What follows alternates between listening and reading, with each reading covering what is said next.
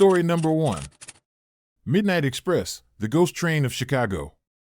Winter in Chicago is unforgiving. The wind howls through the skyscrapers, and the streets are blanketed in a thick layer of snow that swallows sound and sight alike. It was December 1985 when my fascination with the city's eerie legends led me to uncover one of its most chilling secrets, the Midnight Express, a ghost train that supposedly haunts the Union Station every December at midnight. I had always been a skeptic, dismissing ghost stories as nothing more than urban myths designed to entertain or scare. But that December was different. After a particularly grueling week of work, I decided to take a late-night stroll to clear my mind. The air was crisp, and the moon cast a pale glow over the snow-covered platforms. As I wandered aimlessly, my footsteps crunching against the icy ground, I stumbled upon an old newspaper clipping taped to a bulletin board outside a closed cafe. The headline read, "Tragic train wreck leaves dozens dead in blizzard." The article detailed a horrific accident that occurred 50 years earlier on Christmas Eve. A passenger train bound for Chicago was caught in a sudden snowstorm, derailing near Union Station. The wreck resulted in numerous casualties, and to this day, locals believe the spirits of those lost passengers linger, forever trapped on the tracks. Intrigued and with a growing sense of unease, I decided to delve deeper into the legend. I visited the Chicago Historical Society, poring over old records and first-hand accounts. The more I learned, the more I became convinced there was something supernatural at play. Numerous reports from that winter persistently described sightings of an unmanned train barreling through the station at midnight, its lights flickering unnaturally and emitting an otherworldly glow. Determined to witness the phenomenon for myself, I planned to spend a night at Union Station. Equipped with my camera, a flashlight, and a notebook, I arrived just as the sun dipped below the horizon, painting the sky in hues of orange and purple. The station, usually bustling with travelers, was eerily quiet, the vast hallways empty and silent except for the distant echo of my footsteps. I settled into a secluded corner near the platform, setting up my equipment and jotting down observations. As midnight approached, the temperature seemed to drop, the air growing thick with anticipation. The clocks in the station ticked loudly in the stillness, each second stretching into eternity. At precisely 12 o'clock, the atmosphere changed. A low rumble began to resonate through the ground, growing louder with each passing second. The lights overhead flickered, casting long, wavering shadows across the platform. My heart raced as the unmistakable sound of a train horn pierced the silence, followed by the screeching of metal against steel. Then, through the frosted glass of the station's grand windows, I saw it, the Midnight Express. A colossal, steam-powered locomotive, its exterior covered in grime and rust, barreling toward the station at an impossible speed. The lights on the train glowed with an unnatural intensity, illuminating the snowflakes that danced in its wake. There was no conductor, no passengers, just the haunting silhouette of the train racing through the night. Frozen in place, I watched as the train hurtled toward the platform, its presence both mesmerizing and terrifying. The engine's roar was deafening, yet no sound emanated from within the carriages. As it approached, the temperature plummeted further, my breath visible in the frigid air. The train seemed to materialize out of thin air, the snow swirling around it as if shielding its passage. Just as the Midnight Express reached the edge of the platform, the world around me shifted. The sounds of the present faded away, replaced by the desperate cries and screams of the past. I found myself transported back to that fateful night, witnessing the chaos and fear as the train derailed amidst the blinding snowstorm. The scene was vivid, the air thick with smoke and the acrid scent of burning wood and metal. Panic surged through me as I realized I was witnessing the tragedy firsthand. The spirits of the lost passengers reached out, their eyes filled with sorrow and anguish, forever reliving their final moments. The realization hit me hard. This train was not just a ghostly apparition but a vessel for their restless souls, eternally bound to the tracks where their lives were tragically cut short. As the train passed, the spectral figures began to fade, their presence lingering like a heavy fog. I blinked, the haunting visions dissolving, and found myself back in the present, the Midnight Express speeding away into the night, leaving only silence in its wake. The temperature returned to normal, and the station was once again devoid of any supernatural presence. Shaken to my core, I packed up my belongings, unable to shake the images of that winter tragedy. As I left Union Station, the first light of dawn broke over the horizon, dispelling the shadows and offering a semblance of normalcy. Yet, the memory of the Midnight Express remained etched in my mind, a stark reminder of the thin veil between our world and the spirits that dwell beyond. In the weeks that followed, I tried to rationalize my experience, attributing it to exhaustion and the power of suggestion. But every time December rolled around, the legend of the ghost train resurfaced, accompanied by fresh accounts of sightings and unexplained phenomena. It was as if the spirits demanded acknowledgement, their stories needing to be told to find peace. Driven by a mix of fear and curiosity, I returned to Union Station the following year, hoping to document more evidence of the Midnight Express. This time, I was better prepared, bringing along recording equipment and additional cameras to capture the elusive train. I spent the day familiarizing myself with the station's layout, speaking with longtime employees who shared their own unsettling experiences. As midnight approached once more, the familiar chill settled in, and the air grew heavy with anticipation. I sat patiently, eyes fixed on the platform, every sense heightened. The clock struck 12, and the distant rumble began again, louder and more foreboding than before. The lights flickered, and the haunting sight of the Midnight Express materialized before me, its spectral form more defined and menacing. This time, I was ready. I began recording, my camera capturing every detail as the train surged toward the station. The spectral passengers seemed more agitated, their presence more tangible. Suddenly, a piercing wail echoed through the hallways, and the train slowed, coming to a screeching halt at the edge of the platform. The doors swung open, and ghostly figures began to disembark, their faces contorted in eternal torment. One figure stepped forward, a woman with hollow eyes and tattered clothing, her expression one of profound sorrow. She reached out toward me, her voice a mere whisper that echoed in my mind, "Help us." Overwhelmed, I felt a connection to their suffering, an urge to bring their story to light. As I stood there, the spirits began to fade, their plea lingering in the cold night air. The Midnight Express started to move again, disappearing into the darkness as quickly as it had appeared. Determined to honor their memory, I dedicated myself to uncovering the full extent of the tragedy that bound these souls to the station. Through extensive research, I discovered that the train wreck was not an isolated incident but part of a series of mysterious disappearances that plagued the region during severe winters. The spirits were victims of negligence and the unforgiving power of nature, their lives cut short by circumstances beyond their control. I published my findings, shedding light on a story that had long been shrouded in mystery and fear. The Midnight Express became more than just a local legend, it became a symbol of the untold tragedies that occur in the shadows of our bustling cities. Visitors began to flock to Union Station, drawn by the allure of witnessing the ghost train, while authorities took measures to investigate and provide closure for the restless spirits. Years have passed since that first encounter, and the Midnight Express remains a haunting presence every December.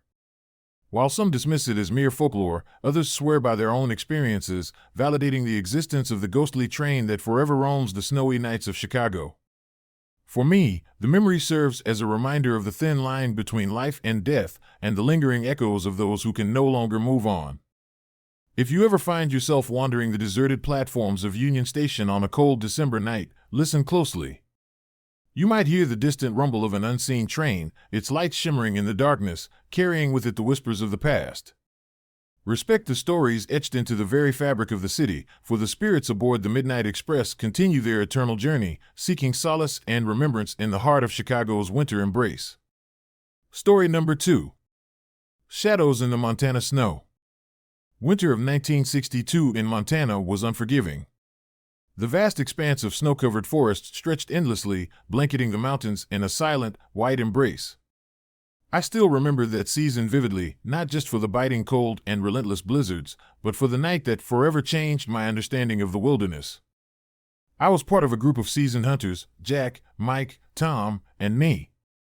We had ventured deep into the Bitterroot Mountains, seeking solitude and the thrill of tracking elusive game. The isolation was exactly what we needed, a break from the chaos of our everyday lives. Our destination was a remote clearing nestled between towering pines, where we set up our base camp for a week-long expedition. The first few days were uneventful. We spent our time hunting deer and elk, our breaths visible in the frigid air as we moved silently through the pristine snow.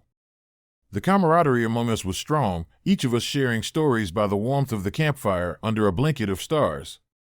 But as the days grew shorter and the nights longer, an unsettling presence began to seep into our peaceful retreat. It started with the footprints. One morning, after a successful hunt, we returned to camp to find a series of enormous prints pressed into the fresh snow surrounding our tents. They were unlike any animal tracks we had ever seen. Each step was over 3 feet long, with clawed impressions that hinted at something far more sinister. We examined them closely, our minds racing to identify the creature responsible.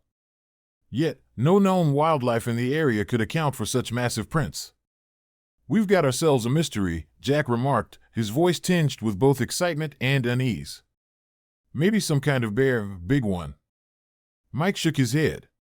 "No bear leaves footprints like these. Look at the shape, it's almost humanoid." Tom, ever the skeptic, suggested it might be a prank by other hunters, but the scale and ferocity of the prints made that unlikely. The idea of a giant, unknown predator lurking in the mountains began to take root, casting a shadow over our once carefree expedition. That night, as we huddled inside our tents, the wind howled outside, rattling the fabric and creating eerie sounds that played tricks on our minds. Around midnight, a deep, guttural growl echoed through the forest, vibrating the very ground beneath us. My heart pounded as the sound grew louder, closer, until it felt as if the beast was right outside our flimsy shelter. I glanced over at Jack, whose face was pale and tense. "Did you hear that?" He nodded silently, gripping his rifle tightly. The growling continued, interspersed with heavy breathing that sent chills down our spines. Suddenly, a massive black shadow loomed at the entrance of our tent, its silhouette dwarfing our human forms. I froze, every instinct screaming at me to run, but my body refused to obey. The shadow remained motionless for what felt like an eternity, its presence suffocating. Then, with a swift and terrifying motion, it lunged toward us. Panic erupted inside the tent as we scrambled to our feet, rifles raised in desperate defense. The creature's form was obscured by the darkness, but its intent was unmistakable. We fired our weapons in unison, the sound deafening in the confined space. Silence followed, broken only by the pounding of our hearts and the distant howling of the wind. We waited, breaths held, fearing another attack. When nothing happened, we cautiously peeked outside, only to find the shadow gone, leaving behind only the disturbed snow and the lingering fear of what we had encountered. The next morning, we assessed the damage. Our tents were torn apart, gear scattered, and a sense of violation hung heavily in the air. The footprints had led deep into the mountains, disappearing into the dense forest without a trace. Determined to understand what we were dealing with, we decided to follow them, hoping to uncover the truth behind the night's terror. The trek was arduous, the cold seeping into our bones as we navigated through the thick snow and rugged terrain. Days passed with little progress, and morale began to wane. Our food supplies dwindled, and exhaustion set in. Yet, the mystery of the footprints kept us pushing forward, driven by a mix of fear and the need for answers. One evening, as the sun dipped below the horizon, painting the sky in hues of orange and purple, we stumbled upon a clearing that felt unnaturally still. The snow here was untouched, pristine, save for the prints that ended abruptly at the edge of the clearing. In the center stood a massive stone structure, covered in ancient carvings that seemed to pulsate with an otherworldly energy. Tom, always the inquisitive one, approached the stone cautiously. "This looks like some kind of shrine," he whispered, running his fingers over the intricate patterns. "Maybe it's the creature's territory." As we examined the carvings, a sudden realization hit me. The symbols depicted humanoid figures intertwined with monstrous features, much like the creature we had encountered. It was as if the shrine was a memorial or a warning, left by those who had faced the same terror centuries ago. A sense of dread washed over us as the temperature dropped sharply, our breaths turning to mist in the freezing air. From the shadows of the trees, the growling began again, louder and more aggressive this time. The creature had returned, its presence more menacing than before. We turned to flee, but the path behind us had been blocked by a blizzard that erupted without warning, swirling snow and ice around us with relentless force. Visibility was reduced to mere feet, and the howling wind masked the creature's movements as it circled us, its growls echoing through the storm. Desperation set in as we realized the true nature of our predicament. This was no ordinary beast. It was something ancient and malevolent, bound to the land by curses long forgotten. The shrine seemed to act as a gateway, tethering the creature to its hunting grounds, ensuring that those who dared to uncover its secrets would face the same fate as those who came before us. In the midst of the chaos, Jack stumbled, his leg caught in a hidden crevice beneath the snow. "Help me," he cried, the pain evident in his voice. We rushed to his aid, but as we tried to free him, the creature emerged from the blizzard, its form now clearer in the swirling snow. It was a grotesque amalgamation of man and beast, towering over us with eyes that burned with an unholy fire. Time seemed to slow as we faced the creature, fear paralyzing our movements. The realization that we were dealing with something beyond our understanding struck us hard. Tom, with a burst of courage, shouted, "We didn't mean any harm. We just wanted answers." The creature paused, its gaze shifting to each of us in turn. In that moment, a sense of profound sadness emanated from its form, as if it were a guardian bound by sorrow and rage. Slowly, it turned and began to fade into the storm, leaving us in an eerie silence that followed the departure of the beast. Exhausted and broken, we made our way back to camp, the footprints now leading us away from the mountains rather than deeper into them. The journey home was a blur, the horrors we had faced lingering in our minds long after we left the Bitterroot Wilderness.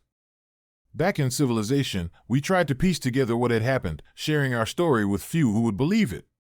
The mountains of Montana remained a place of mystery, the truth of that winter lost to the whispers of the wind and the endless snow.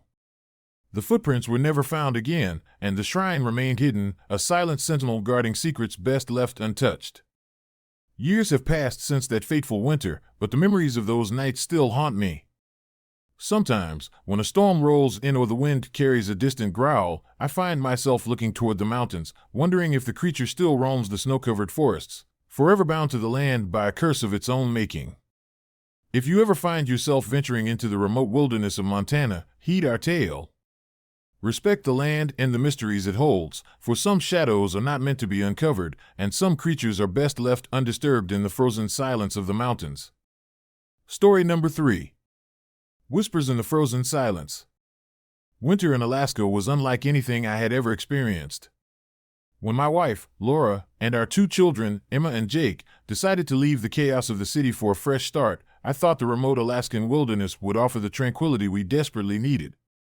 The promise of endless snow-covered landscapes and serene isolation was enticing, a stark contrast to our hectic lives back home. We found the house through a local realtor's listing, a modest, rustic cabin nestled on the outskirts of a small, secluded town. The property was surrounded by towering pine trees, their branches heavy with snow, and the nearby lake was a vast expanse of ice that shimmered under the winter sun. It was perfect, or so we thought. The first few weeks were idyllic. We adapted quickly to the slower pace, embracing activities like snowshoeing, ice fishing, and cozy evenings by the fireplace. The children thrived in the open space, their laughter echoing through the quiet nights. But as the days grew shorter and the nights longer, an unsettling presence began to seep into our lives. It started subtly. One morning, Laura noticed delicate handprints etched into the frost on our bedroom window. They were small, almost childlike, and surrounded by intricate patterns that seemed almost deliberate. At first, we dismissed them as the handiwork of a neighbor's child or perhaps some local wildlife. But no one in the vicinity had children, and the area was sparsely populated, making such visits unlikely. Then came the whispers. At night, when the wind howled outside and the house creaked under the weight of the snow, we began to hear faint voices. They were soft, almost indistinguishable, like murmurs carried by the wind. Laura insisted she heard a child's voice calling out, while I thought I detected my name being whispered in the dead of night. The whispers were fleeting, always just out of reach, leaving us questioning our sanity. The true terror began when handwritten letters started appearing around the house. They were placed in places we would least expect, on the kitchen table, tucked into Emma's backpack, slipped under Jake's door. The messages were cryptic and menacing, filled with warnings and threats that sent chills down our spines. One read, "Leave now or suffer the consequences," while another ominously stated, "We are always watching." Determined to uncover the source, I delved into the house's history. The local library had scant records, but what little I found painted a grim picture. The cabin had been abandoned for decades, with rumors of a family that vanished without a trace during a particularly harsh winter in the 1970s. Some whispered about mysterious deaths and sightings of apparitions wandering the property, forever trapped in their last moments of fear and despair.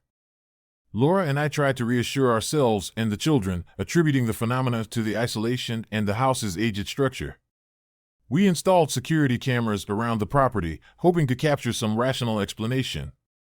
Yet, every night, the cameras recorded nothing unusual, no figures lurking outside, no signs of forced entry.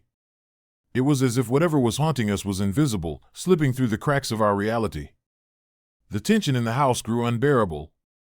Emma became increasingly anxious, claiming she saw shadowy figures at the edge of her vision, disappearing whenever she turned to look. Jake, once so full of energy, grew quiet and withdrawn, often staring blankly into space as if hearing voices only he could hear. Laura and I were at our wits' end, struggling to maintain a semblance of normalcy for our children. One particularly frigid night, the whispers escalated into distinct voices. Laura woke me up, her face pale and eyes wide with fear. "They're here," she whispered, clutching my arm. I followed her to the living room, where the air felt thick with tension. The fireplace, usually a source of warmth and comfort, was now cold and dark, the logs long since burned out. Suddenly, the temperature plummeted further, and the room was filled with an icy mist. The whispers grew louder, forming words that echoed with malevolent intent. "You shouldn't be here," they intoned in unison. Shadows coalesced in the corners of the room, taking shape as ghostly apparitions, figures from the past, their eyes hollow and voices filled with anguish. Laura screamed, pulling our children into a protective embrace, while I stood frozen, unable to move. The apparitions floated closer, their presence oppressive and filled with sorrow. One figure, a woman with tear-streaked cheeks, reached out towards us, her fingers passing through our forms with an ethereal touch. "Why do you stay?" she cried, her voice cracking with despair. The room seemed to close in around us, the whispers turning into mournful wails that reverberated through our souls. I finally found my voice, pleading, "We mean no harm. We're just trying to build a new life." The apparitions recoiled, their forms flickering like dying embers. The temperature began to rise, the icy mist dissipating as the spirits withdrew. Silence enveloped the room once more, leaving us shaken and breathless. In the aftermath, we knew we couldn't stay any longer. The house had become a battleground between our attempts to move forward and the lingering spirits of the past unwilling to let go. Packing our belongings felt surreal, as if the very act was fraught with unseen resistance. On our way out, I glanced back at the cabin one last time, feeling the weight of the winter air and the echoes of the voices that had haunted us. We left Alaska behind, but the memories of that winter lingered. Laura and I sought solace in therapy, trying to understand the inexplicable events that had torn our family apart. Emma and Jake, though resilient, carried the scars of their experiences, their innocence forever touched by the shadows that had visited them. Years later, the cabin remains abandoned, a silent sentinel in the Alaskan wilderness. Occasionally, locals report hearing faint whispers carried by the wind, and some claim to see fleeting shadows dancing among the trees. The story of our time there serves as a cautionary tale, a reminder that some places hold onto their past too tightly, and some spirits are restless, yearning for peace that can never be found. If you ever find yourself drawn to the remote corners of Alaska, heed our story. Respect the silence, honor the past, and beware the whispers that echo in the frozen silence. For in those still, snowy nights, the voices of the forgotten may reach out, reminding us that some histories are best left undisturbed, and some hauntings are too powerful to be ignored. Story number 4. Echoes Beneath the Ice, a Tahoe Tale. Winter of 1970. Lake Tahoe was a pristine expanse of frozen serenity, its surface a mirror reflecting the towering pines and snow-laden peaks surrounding it. I remember that season vividly, not just for the biting cold and endless white, but for the haunting melodies that echoed across the ice, melodies that would forever change my understanding of the world. I was part of a close-knit group of friends, Tom, Jenny, Mike, and myself. We were avid skiers and adventurers, always seeking the next thrill in the rugged wilderness. That year, we decided to spend our winter break at a remote cabin by Lake Tahoe, eager to embrace the solitude and challenge the untouched slopes. The cabin was rustic, nestled on the eastern shore where the forest met the frozen lake. It had been abandoned for years, a relic from the gold rush era that had long since faded into history. The owner, an old miner named Henry, had passed away decades earlier, leaving behind stories of lost fortunes and restless spirits. We laughed off these tales, attributing them to local folklore meant to scare off the faint-hearted. Our days were filled with skiing, snowshoeing, and evenings by the fireplace, sharing stories and sipping hot cocoa. The nights, however, brought an eerie stillness that was both beautiful and unnerving. The lake, vast and silent, seemed to hold its breath beneath the thick ice, its secrets locked away from the world. One particularly cold night, around mid-January, the tranquility was shattered by an unexpected sound, a melodic singing that floated across the frozen expanse. It was faint at first, almost imperceptible, but gradually grew louder, more distinct. The melody was hauntingly beautiful, a mix of sorrow and longing that sent chills down our spines. At first, we dismissed it as the wind playing tricks on us, or perhaps a distant radio transmission. But as the nights progressed, the singing became a nightly occurrence, unmistakably human in origin. We gathered around the fireplace, debating its source. Tom, ever the skeptic, insisted it was natural phenomena, perhaps the wind resonating through the ice cracks. Jenny, more superstitious, suggested it was the restless spirits of miners who had perished in the treacherous conditions of the past. One night, curiosity overcame our apprehension. Armed with flashlights and bundled in layers of winter gear, we decided to investigate the source of the singing. The moon was a thin crescent, casting a silvery glow on the snow. The ice was thick, but we were determined to reach the center where the sound seemed to emanate. We trudged through the knee-deep snow, the cold biting at our faces and hands. The singing grew louder as we approached the heart of the lake, an ethereal tune that resonated with a deep, inexplicable sadness. Reaching a particularly clear section, we stopped to observe the phenomenon. The ice here was pristine, without the cracks or imperfections seen elsewhere. As we stood there, the singing reached its peak, clear and sorrowful. Suddenly, the ice beneath our feet began to shimmer, a subtle distortion that suggested movement beneath the surface. Jenny gasped, clutching her scarf tighter. Mike, always the brave one, suggested we take a closer look, but a sense of unease settled over us. Just then, a figure emerged from the ice, a translucent apparition of a man in old-fashioned miner's attire. His eyes were hollow, staring blankly into the night, and his mouth moved in silent harmony with the haunting melody. He seemed trapped, unable to break free from his icy prison. Panic surged through us. Tom grabbed my arm, pulling me back. "We need to leave," he whispered urgently. But before we could turn, the ground beneath us began to tremble. Cracks spider-webbed across the ice, and cold water seeped through, forming icy tendrils that reached out like ghostly fingers. The apparition extended a hand, as if pleading for help, but we couldn't move. Fear paralyzed us as the ice around us cracked and groaned, the singing now a cacophony of desperate pleas. The water rose rapidly, swirling around our legs, threatening to pull us under. In a frantic bid for survival, we broke free from each other and sprinted back the way we came, slipping and sliding on the treacherous ice. Breathless and terrified, we reached the safety of the shore, the singing fading behind us like a nightmare. We huddled together, shivering not just from the cold but from the realization that some legends hold truth. The spirits of the past, trapped beneath the ice, still yearned for release, their songs a reminder of lives lost to the unforgiving winter. In the days that followed, the singing ceased, leaving us with an eerie silence that lingered like a shadow. We left Lake Tahoe with a newfound respect for its mysteries, the memory of that night etched into our minds forever. The cabin, once a symbol of adventure, became a place of reverence, a gateway to the past where the echoes of lost souls still resonate. Years later, I still find myself drawn to the frozen lakes and the stories they hold. Sometimes, late at night, I catch a faint melody carried by the wind, a haunting reminder of that winter in Tahoe. It serves as a warning and a tribute, to listen to the whispers of the past and honor the memories of those who never left. If you ever find yourself wandering the snowy shores of Lake Tahoe in the dead of winter, listen closely. You might hear the echoes of forgotten miners, their songs a testament to the enduring spirit of those who braved the elements and paid the ultimate price. Remember their stories, respect their rest, and tread carefully on the frozen paths where the past and present intertwine in a dance as old as time itself. The winter of 1970 taught me that some places hold secrets too profound to be forgotten, and some melodies are meant to be heard by those who truly listen. Lake Tahoe, with its shimmering ice and silent depths, remains a place where the living and the dead coexist, bound by the haunting beauty of a song that never fades. Story number 5.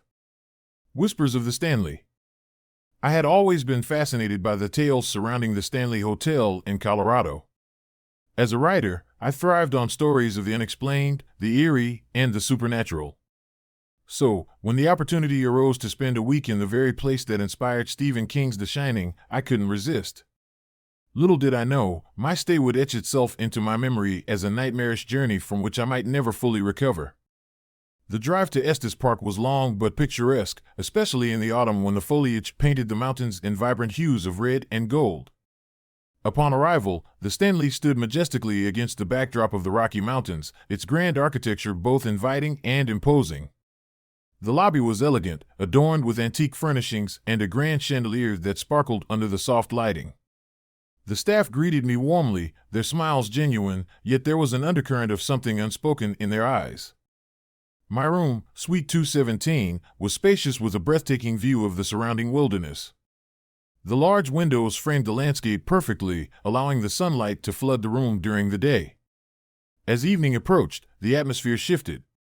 The once comforting glow of the room was now cast in shadows that seemed to dance with a life of their own.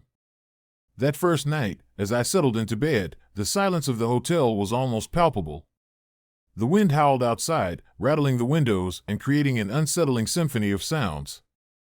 I tried to shake off the unease, attributing it to the isolation and the weight of the hotel's history.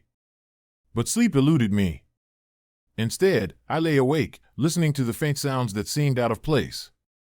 Around midnight, I heard it, a soft, distant giggle echoing through the halls. It was childlike, innocent yet hauntingly out of context. I sat up, heart pounding, straining to locate the source. The laughter faded as quickly as it had appeared, leaving me in a state of anxious anticipation. I dismissed it as the wind or perhaps the settling of the old building, but deep down, I felt a growing sense of dread. The next morning, I decided to explore the hotel, hoping to find inspiration for my next story. The Stanley is vast, with numerous rooms, halls, and hidden corners. As I wandered through the corridors, I couldn't shake the feeling of being watched. The staff members moved about their duties with mechanical precision, their eyes occasionally darting towards me before returning to their tasks. In the lounge, I met an elderly woman sitting alone, her face serene yet distant. She introduced herself as Mrs. Whitaker, a longtime resident of the hotel. We struck up a conversation about the hotel's history and its reputation for being haunted. She shared stories of guests hearing children's laughter and seeing apparitions of past employees wandering the halls.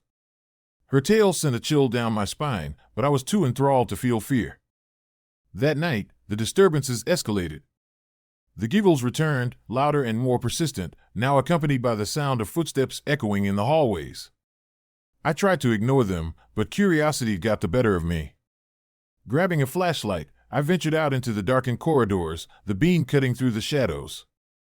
As I walked, the temperature seemed to drop, my breath visible in the cold air. The laughter guided me towards the grand ballroom, an area I hadn't visited yet. The doors were slightly ajar, creaking ominously as a gust of wind pushed them open. Inside, the room was vast, with a once grand chandelier now dulled by time. Chairs were arranged as if awaiting guests that never arrived, and a grand piano stood in the corner, its keys covered in dust. Suddenly, the room came alive with ghostly apparitions. Figures in old-fashioned attire floated gracefully, their movements synchronized as if reenacting a forgotten dance. Among them were children, their laughter now joined by playful voices. I watched in awe, the surreal scene unfolding before my eyes. But the beauty of the moment was short-lived. The atmosphere grew heavy, and the joyous apparitions transformed into somber shadows. One figure, a stern-looking man in a suit, approached me. His eyes were hollow, and his expression was one of anguish. He reached out a translucent hand, and a rush of memories flooded my mind, images of the hotel's dark past, of tragedies that had occurred within its walls. I staggered back, the weight of his sorrow pressing down on me. Desperate to escape, I turned to leave, but the corridor had changed. The hallways twisted unnaturally, leading me in circles. The laughter and footsteps intensified, now a cacophony of voices pleading for help. Panic set in as I realized I was lost, trapped in a labyrinth of the hotel's haunted history. Hours seemed to pass as I wandered, the boundaries between reality and the supernatural blurring. I stumbled upon Suite 217, the room I was staying in, but it looked different, cold, uninviting, and filled with shadows that moved independently. The laughter here was more intense, almost mocking. I collapsed onto the bed, exhaustion overtaking me. When I awoke, it was morning. The sun streamed through the windows, dispelling the darkness of the previous night. The sounds of the hotel were back to their normal, albeit quiet, state. I breathed a sigh of relief, convinced that the night's horrors were a figment of my imagination, fueled by the hotel's notorious reputation. Determined to understand what had happened, I sought out Mrs. Whitaker. She listened patiently as I recounted my experiences, her expression somber. "The Stanley has a way of revealing its true nature to those who stay here," she said softly. "It's not just a building, it's a repository of memories, both beautiful and tragic. The spirits here are restless, longing to be remembered and acknowledged." I left the hotel the following day, the memory of Suite 217 lingering in my mind. Back in the safety of my home, I began to piece together the fragments of my experience. Research revealed that the Stanley had a dark history, unsolved disappearances, mysterious deaths, and stories of guests never leaving. It was a place where the veil between the living and the dead was thin, allowing the past to seep into the present. Months passed, and the memories of that week haunted me. I tried to channel my experiences into my writing, crafting a story that would capture the essence of the Stanley's eerie charm. Yet, the more I wrote, the more I felt the presence of the hotel in my own home. Objects moved on their own, and whispers echoed in the dead of night. One evening, as I worked on my manuscript, the familiar sound of children's laughter filled the room. I looked around, heart racing, only to see nothing but the empty space where my desk stood. The realization hit me, I had brought a piece of the Stanley back with me. The spirits were not confined to the hotel, they had followed me, intertwining their restless existence with my own. Desperation drove me back to Colorado, to the very halls that had tormented me. The Stanley welcomed me once more, its grandeur now a beacon for the spirits seeking solace. I knew that to break free, I had to confront the memories trapped within its walls, to give voice to the silent stories that yearned to be told. Standing in Suite 217, I felt the presence of the past all around me. The apparitions reappeared, their eyes filled with longing and sorrow. I spoke to them, acknowledging their existence, honoring their stories. The air grew still, the oppressive weight lifting as the spirits found peace in being recognized. As I left the Stanley for the final time, the laughter had ceased, replaced by a serene silence.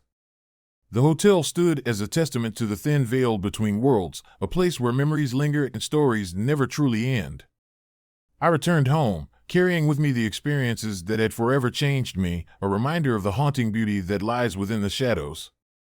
To this day, whenever I hear the distant echo of laughter or feel a chill in the air, I am reminded of the Stanley Hotel and the spirits that reside within.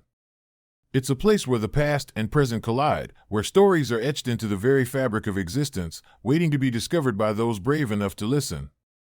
If you ever find yourself drawn to the enigmatic allure of the Stanley Hotel, remember my tale.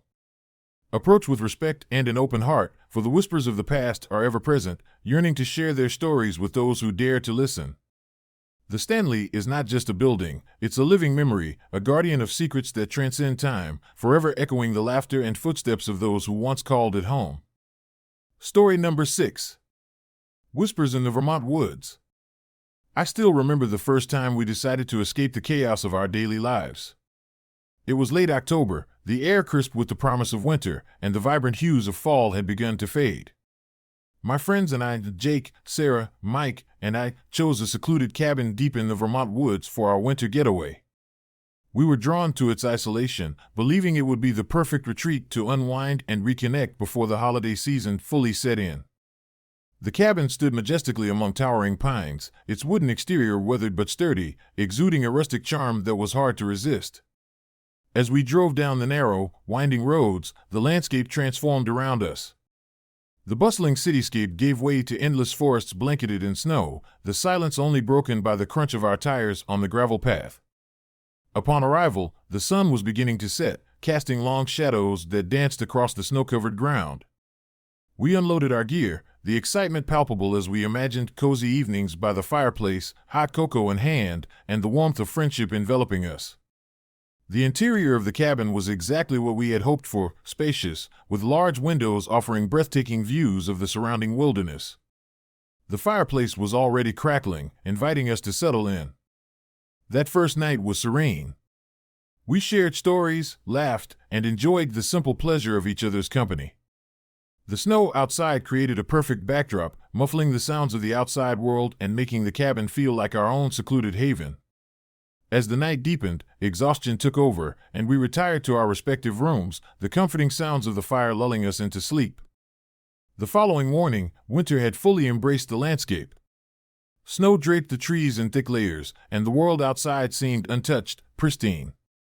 We decided to explore the surroundings, trekking through the woods to appreciate the beauty of our temporary home. The day was filled with adventure, building snowmen, having snowball fights, and taking countless photos to capture the memories we were creating. But as night approached on the second day, an unsettling feeling began to creep into our sanctuary. It started subtly, a faint knocking sound on the cabin door. At first, we dismissed it as the wind playing tricks on us, but the knocking persisted, growing louder and more insistent. Jake, ever the brave one, decided to investigate. He approached the door, glanced around, and opened it slowly. But there was no one there. Just a vast expanse of snow and darkness beyond. We laughed it off, attributing it to our overactive imaginations fueled by isolation. However, the following days only deepened the mystery. Each morning, we would find footprints encircling the cabin, disappearing into the snow without leading to or from any discernible path. They were unlike our own, larger and more defined, suggesting the presence of something or someone else lurking in the shadows. The tension grew as the days went by. One night, around midnight, Sarah claimed she saw a shadowy figure standing outside the window. Her voice trembled as she described the silhouette, tall and indistinct, barely visible against the night sky. We dismissed it as a trick of the light or perhaps an animal, but unease settled over us like a thick blanket. On the third night, the atmosphere in the cabin shifted dramatically. The once comforting sounds of the fire now seemed ominous, the shadows cast by the flames long and menacing. We decided to stay up, hoping to catch whatever was haunting us. As the clock struck midnight, the knocking began again, this time louder and accompanied by a low, guttural growl that sent chills down our spines. Mike, usually the skeptic of the group, felt his resolve falter. "Maybe we should leave," he whispered, his voice barely audible over the relentless noise. But before anyone could respond, the power flickered and went out, plunging us into darkness. The fireplace's glow was the only source of light, casting eerie shadows that danced on the walls. Suddenly, the temperature dropped sharply. Our breaths became visible, mingling with the cold air as the cabin seemed to come alive with unseen forces. The knocking ceased, replaced by the sound of footsteps, heavy, deliberate steps that circled the cabin, never stopping, always moving. We huddled together, fear binding us as we tried to make sense of the inexplicable events unfolding around us. Jake, trying to muster courage, suggested checking the basement, hoping to find a logical explanation. Armed with flashlights, we descended the creaky stairs, the beam of light cutting through the darkness. The basement was cold and damp, filled with old furniture and forgotten belongings. As we explored, Sarah's flashlight caught something glinting in the corner, a mirror, its surface cracked and tarnished. As she approached it, the reflection showed not just our group but a shadowy figure standing behind us, its eyes hollow and empty. We turned around, hearts pounding, but there was nothing there. The realization hit us hard, we were not alone. The presence in the cabin was malevolent, feeding off our fear and isolation. Panic set in as we scrambled to leave the basement, only to find the doors we had entered through now sealed shut, the windows locked tight by an unseen force. Trapped and terrified, we searched for another way out, but the cabin seemed to shift around us, hallways elongating and rooms morphing into unfamiliar spaces. The footsteps grew louder, converging upon us from all directions. Desperate, we retreated to the main living area, barricading ourselves against the encroaching darkness. In the dim light of the fireplace, we saw it, a figure materializing from the shadows, its form shifting and unstable. It moved with an unnatural grace, eyes fixed on us with an intensity that paralyzed us with fear. "Leave this place," it whispered, the voice echoing in our minds. "You do not belong here." Before we could react, the cabin seemed to come alive, the walls pulsating as if breathing. The temperature plummeted further, frost forming on the windows and walls. The figure reached out, and we felt an invisible force pulling us toward it, our minds assaulted by visions of the cabin's dark past, lost souls trapped within its walls, victims of the very same malevolence now seeking to claim us. In a final, desperate attempt, Jake grabbed Sarah's hand, pulling her away from the entity. We sprinted toward the door, but it wouldn't budge. The footsteps surged, surrounding us, cutting off any escape. In that moment of utter despair, the cabin shuddered violently, and a blinding light enveloped us. When we awoke, it was morning. The sun shone brightly, melting the remnants of the night's horrors. The cabin stood silent and still, the footprints in the snow gone as if they had never been. We hurriedly gathered our belongings, the memories of the night before lingering like a haunting echo. As we drove away, the sun setting behind us, I glanced in the rearview mirror.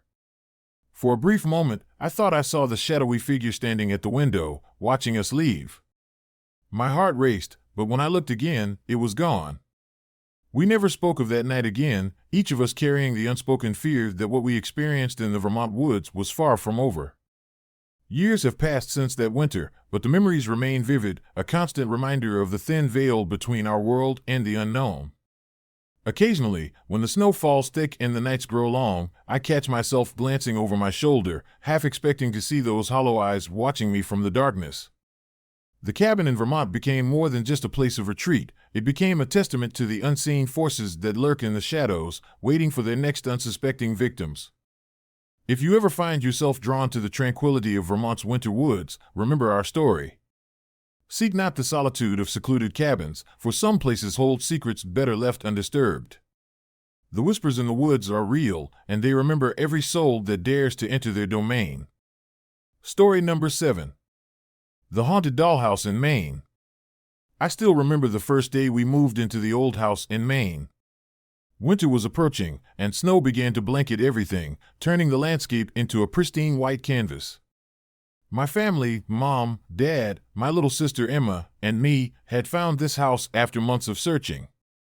It was nestled in a quiet countryside, about a 2-hour drive from the nearest city. The perfect place to escape the chaos and rebuild our family life. From the very beginning, something felt off. The basement was perpetually cold, filled with dust and the musty scent of dampness. Mom, ever the avid cleaner, tried to rid the space of clutter, hauling old junk upstairs. But no matter how much we removed, the basement retained its oppressive gloom.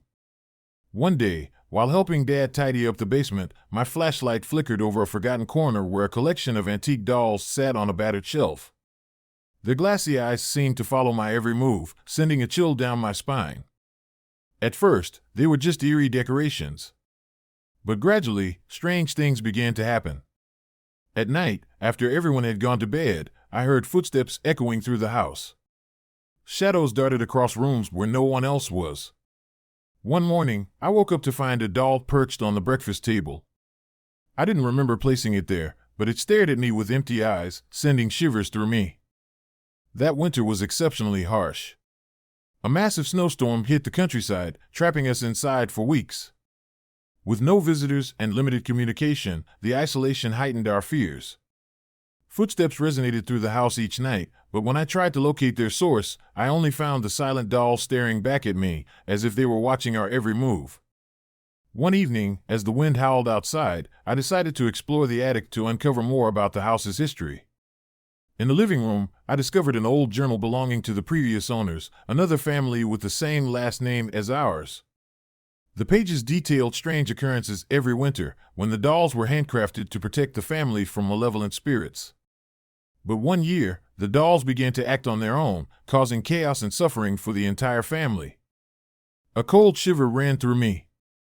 Perhaps the spirits within the dolls were still restless, trying to recreate the past horrors. I returned to the basement, hoping to find more answers, but everything was in disarray. The dolls began moving naturally, their sinister laughter echoing from unseen corners. I tried to stay calm, but fear was slowly engulfing my mind. Days turned into weeks, and the presence of the dolls grew more intense. They didn't just move, they manipulated our environment, rearranging furniture, disturbing family photos hung on the walls. One morning, I woke to find Mom standing by the window, but her face was no longer the warm, loving visage I knew. Her eyes were hollow, as if possessed by something evil. One night, plagued by nightmares, I found myself being dragged down into the basement, surrounded by the dolls. They turned away from me, but their eyes remained fixed, conveying a silent message. I jolted awake, drenched in sweat, realizing that this obsession wouldn't easily end. We tried everything to rid ourselves of the dolls, from removing them from the house to seeking help from spiritual experts. But every effort was in vain. The dolls seemed to have become an integral part of the house, continuously creating chaos and fear within our family. Finally, after months of torment, we decided to leave the house. But just as we were preparing to leave, another snowstorm descended, blocking our escape plans. In a panic, I saw all the dolls standing at the front door, forming an unbreakable barrier.